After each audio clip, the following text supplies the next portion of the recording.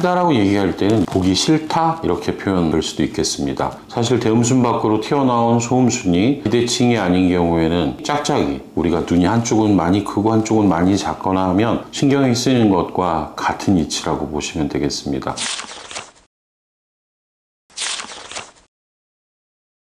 안녕하십니까, 벨라조 원철TV의 산부인과 전문의 원철입니다.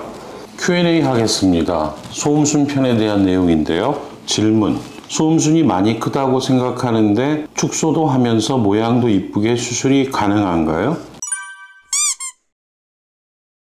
네, 당연히 가능합니다. 소음순 수술하는 이유 중에 가장 큰 것은 소음순이 크거나 튀어나왔다고 생각하시는 분들이 많은데요. 소음순이 크면 그로 인해서 이물감 같은 걸 느낀다고 하는 분들도 많고요. 거추장스럽게 느끼는 분들도 있고, 분비물이 낀다든지 해서 생기는 어쩔 수 없는 상황에 대해서 민감하게 반응하는 분들이 있습니다. 그런데 크다라고 얘기할 때는 일단 보기 싫다 이렇게 표현될 수도 있겠습니다. 사실 대음순 밖으로 튀어나온 소음순이 더군다나 비대칭이 아닌 경우에는 우리가 눈이 한쪽은 많이 크고 한쪽은 많이 작거나 하면 신경이 쓰이는 것과 같은 이치라고 보시면 되겠습니다. 제일 중요한 거는 무조건 작게, 없으면 좋은 건 아니니까요.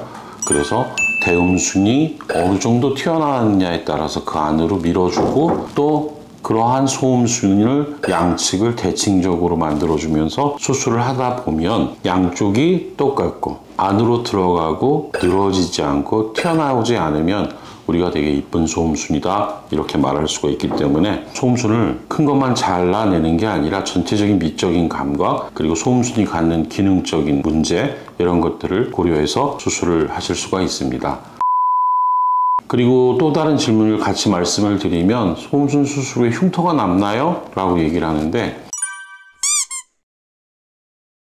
이건 완전히 수술 방법에 관련된 겁니다. 과거에는 무조건 흉터가 남았죠. 한 20년 전 같은데 지금은 그런 분들은 없을 거예요. 봉합 방식이 일반 상처 꿰매듯이 수술을 하다 보면 당연히 톱니바퀴 같이 남을 수가 있습니다. 또 봉합사를 어떤 걸 쓰냐도 대단히 중요해서, 봉합사가 너무 굵고 오랫동안 흡수되지 않는 실을 쓴다든지, 또 화학적 작용이 심한 것은 염증 반응을 일으키기 때문에 소음순 단면이 양측을 절제 후에 꿰매는 면이 이쁘게 나오지 않는 경우가 있을 수 있습니다. 물론 관리상의 문제로 다른 이유에서 염증이 생길 수도 있겠지만 그런 경우는 흔하지 않으니, 봉합사 그리고 봉합하는 방식 등은 사실 여러분이 판단하고 결정할 수는 없죠.